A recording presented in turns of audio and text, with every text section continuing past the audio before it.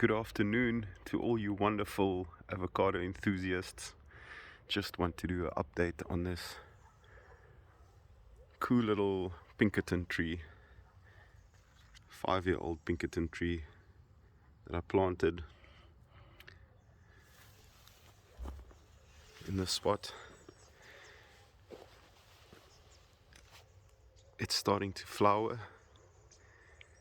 We are in pretty much the middle of winter in the Southern Cape.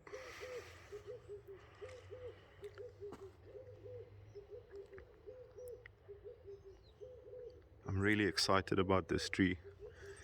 I did a video on this tree about 3 weeks ago and it didn't look close to what it's looking like now. There's flowers everywhere getting ready to bloom.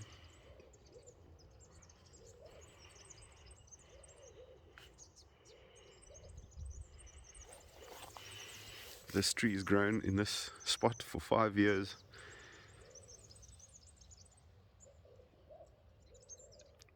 It's grown in a very interesting fashion. You know, for the past 5 years, it's grown, and then it gets a lot of dieback. Like over there, it flowers, it sets fruit, it drops its fruit, and it dies back, like something that's got root rot. And then come summer, it really grows strong and vigorous. We get to winter, it flowers like this. And it's been doing that for the past 5 years. You can see over here, coming into the trunk, it's got quite a nice thick trunk on it.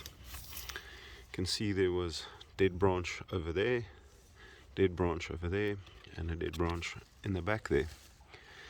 Pruned them back and I gave it a nice sealer just to protect it. Here we've got a thick branch coming up all the way, and then just splitting into multiple branches and then growing quite nice and high. Just gonna step out, show you this Pinkerton tree. Really cool little dwarf tree.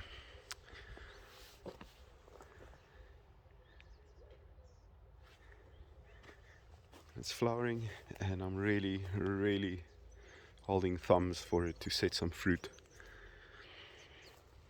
this winter / spring. Just flowers everywhere getting ready. These flowers developed up to that point in 3 weeks from about that point. So they're really developing quite fast.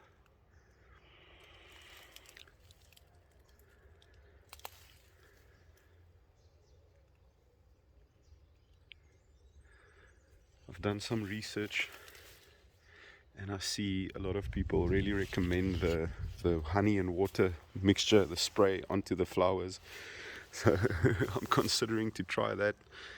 As soon as the first flowers open, I'll start giving it a honey water spray down once a week, just to attract some bees and see if I can get better pollination.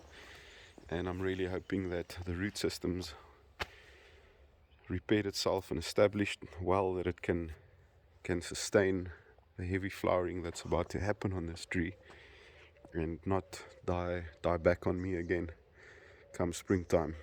So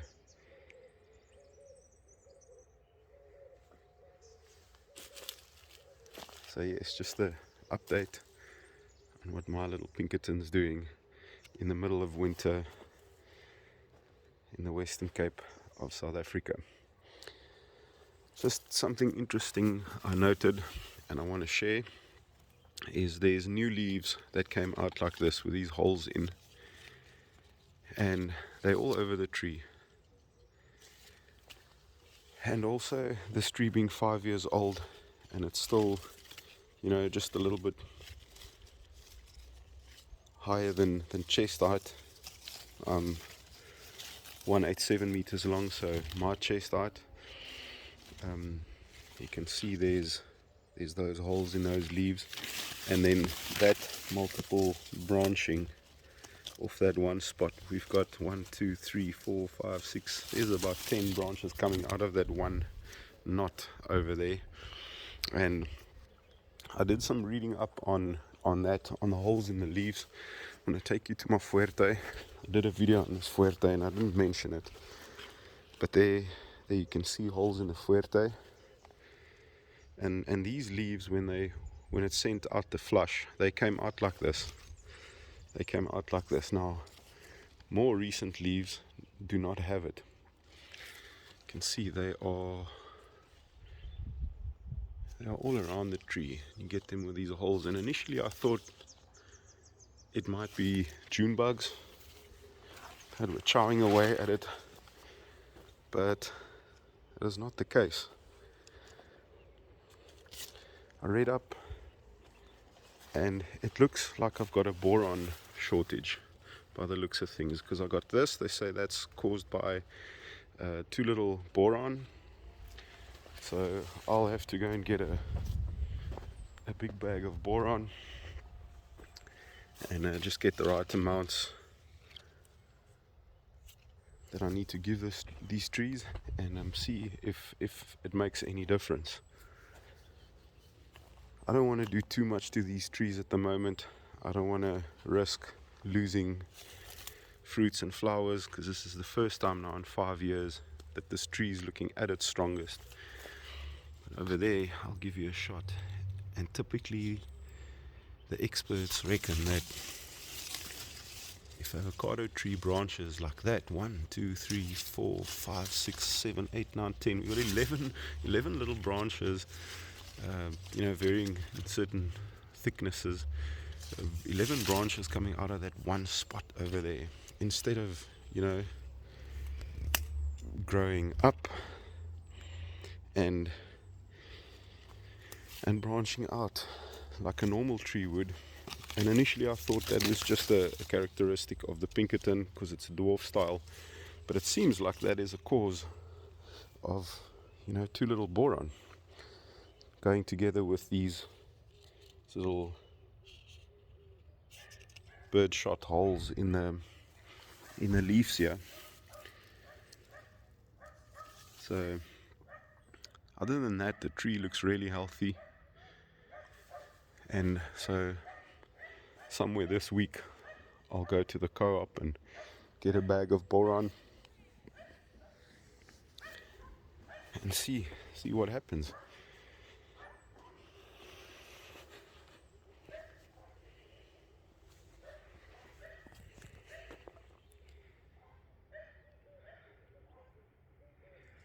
There's a funky looking little Pinkerton tree. There's so many times that I thought I'm gonna give up on this tree, just pull it out, plant something else in its space, but then it does this thing, and I just can't get it over my heart to do it. And if I just scratch away, just check that nice solid root ball there, nice big trunk, and so I'll see what it does this year.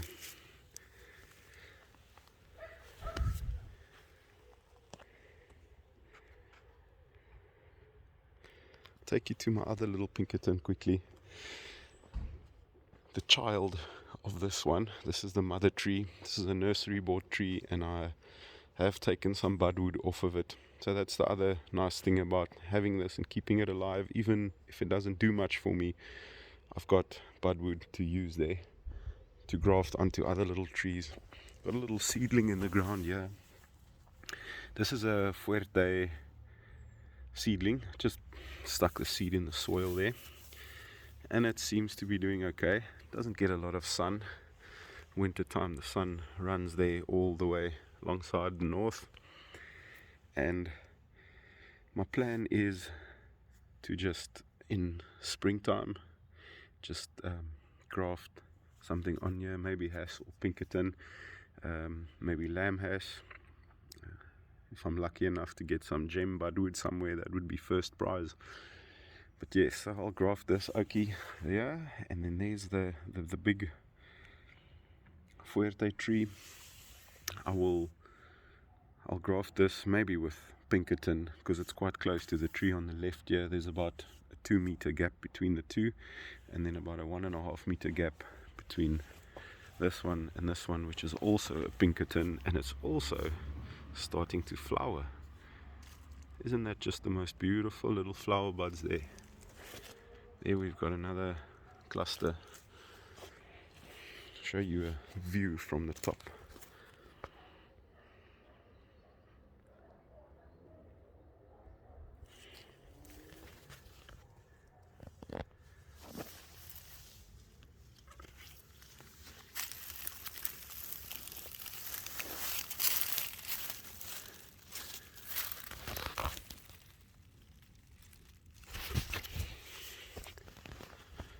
Very small, dwarfed.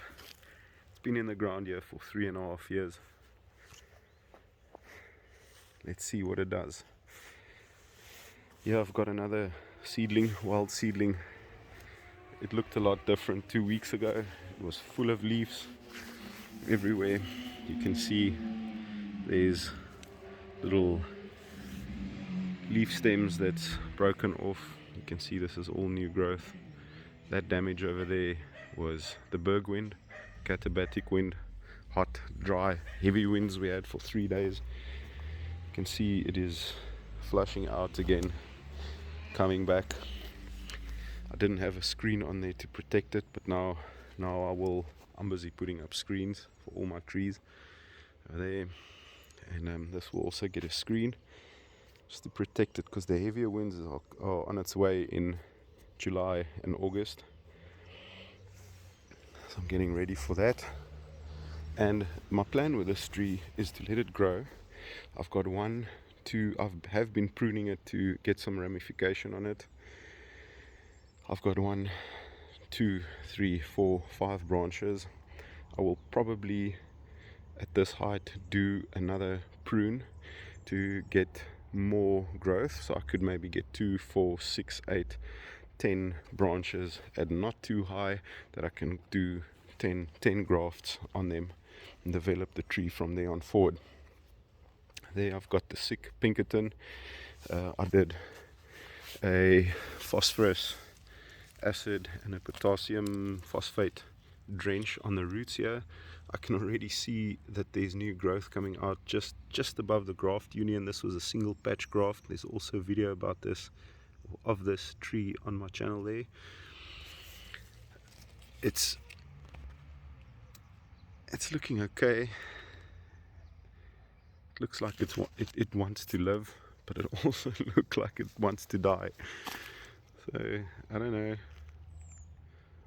This is just the experiment. If it ends up dying, it's not the end of the world, because I've got this hass tree that's filling in. It's got branches going quite close to that tree, and then I've got that tree which is going to be a multiple branch graft, and I think eventually these two trees will connect in the middle there if everything goes well. And then, so I'm not too worried if this dies, but I am doing that experiment on the phosphorus to see if it does work, because I think it's got root rot. And I've got another little seedling here, really strong little seedling, only 1 year old. You can see I did some pruning there, all the new buds that it started making I pruned, and the reason for that is it had a little shoot coming out the bottom. It came up, and I grafted a fuerte on it. There's my fuerte scion, and you can see that it's coming through the parafilm.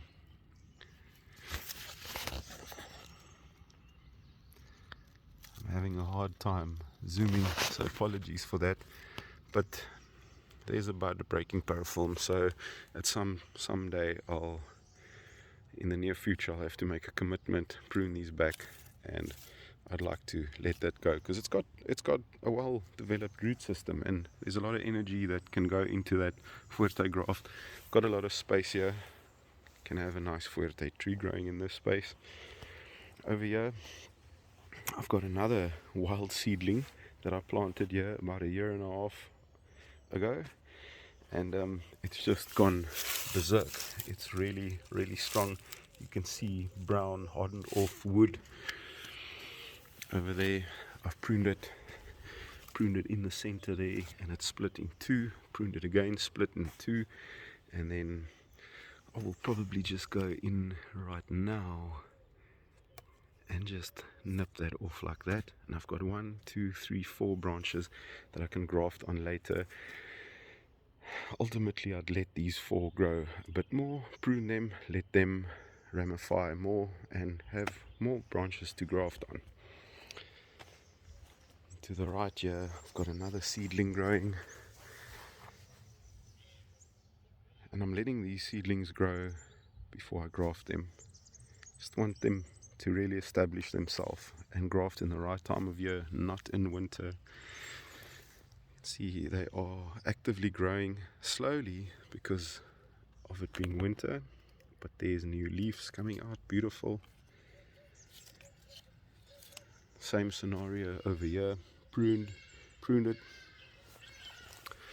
branched out into 3 branches, and I'll carry on doing that.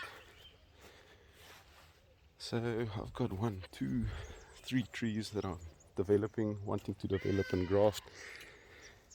Here's the hash tree. Also have a suspicion that it might have a little bit of root rot. So there's a lot of challenges here, but it's all experimental and all for the fun. There's flower buds developing, dormant, but they are there. See over there, there's actually some new leaves. Some new leaves developing.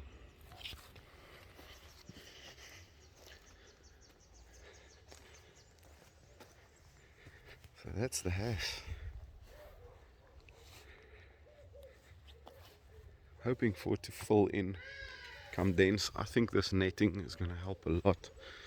Did this 3 meters long, and it'll protect it from the wind from this angle. Over here, another seedling, quite low growing because I have also pruned this one at a young age, and I got 3 branches at that point.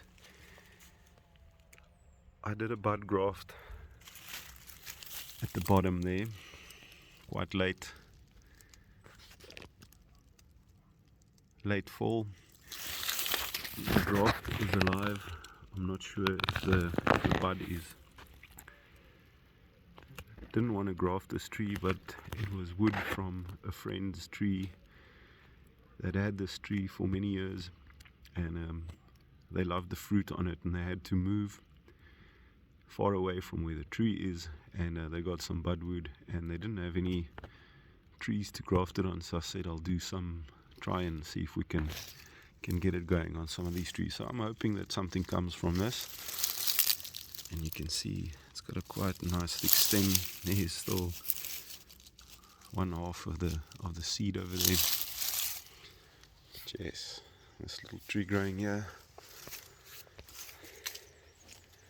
Then we got something really crazy over here. This is a crazy seedling. This thing is just growing. It's been in the ground here for 2 months. 2 months ago it was the size of that little one that I just showed you, and this thing's just growing. It's just a complete freak. See how strong that trunk is there, hardening it off. Also pruned it, split, pruned it again, split into 3. That branch, pruned it, and just look at that growth. This thing's really wanting to grow. It's winter time, and I'm really excited and happy about this tree. It's such a beautiful tree. I mean, look at those beautiful big leathery leaves. And so this tree is growing in a spot. I planted it here for a reason. I'm not gonna graft this tree. This is a wild seedling. I can see that it's fast growing, and I want it to fill in this whole area to provide wind protection to the little trees that I'm busy developing over on that side. And I just got some random Avo seedlings being attacked by passion fruit, but yes, just leaving those guys to grow. Could always graft them at a later stage. And just something that I've learned is to plant seeds or wild seedlings directly into the garden, let them grow, develop their root systems well, get them strong, and then graft them right there where they are growing. Then your chances are much better in having success, even, especially in areas that's harder to grow avocados, like my area, where it's I'd say it's like subtropical. It's a little bit cooler. The weather's not completely subtropical. Even though we're having a warm winter, we haven't really had winter, and we are right in the middle of winter. And so yes, here's another seed that I planted less than a year ago. It's grown. It was quite high, and I just chopped it back, and I did a graft with has there, and I did another bud graft slower down, and that bud's swollen. The graft wood, the budwood that I used there, is green. It's healthy, and I grafted this one. So I'm gonna get a date. And also on the 29th of April, so quite late. 29 April hash. And so there's another one developing, and we did a little round tour. There's the Pinkerton again. Here I've got same situation, seedling in the ground. They all just under a year, these seedlings that I planted in the back here. And there's another one. This is a West Indian variety that came from Natal, that I got from a friend. Huge, absolutely huge seed. I mean, you can have a look at that. That's gigantic. I mean, that didn't even, it like sat on top of a coffee mug, didn't even fit inside. So yes, I did a little not looking like anything, but I also did a graft with the other variety. My friend, they called it Steve. So yes, let's see if Steve takes, if we can get anything going with that one. Same story, did a bud graft on Steve there, just managing all the buds on top. I'm not sure, it's really cold. Those buds aren't looking like much. It's cold at night, so I don't know, there's not a lot of growth going on in these trees, so I don't know if we're gonna get lucky. Yes, that's just a couple of my trees I wanted to show. Just get them in the mix and see what they look like in a year or so, a couple of months maybe. Can do an update and see what's cutting. So thank you for watching.